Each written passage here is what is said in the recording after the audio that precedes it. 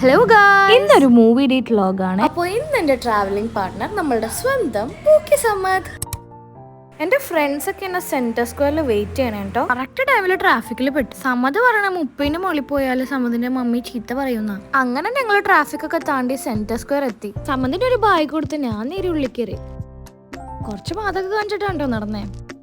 അങ്ങനെ Cinepolis എത്താനായി. Puppy എന്നെ കാത്തിക്കണേ കേട്ടോ. പിന്നെ ഒരു ഓട്ടോ വരുന്നു. അങ്ങനെ ഞങ്ങൾ വേഗം അകത്തേറി.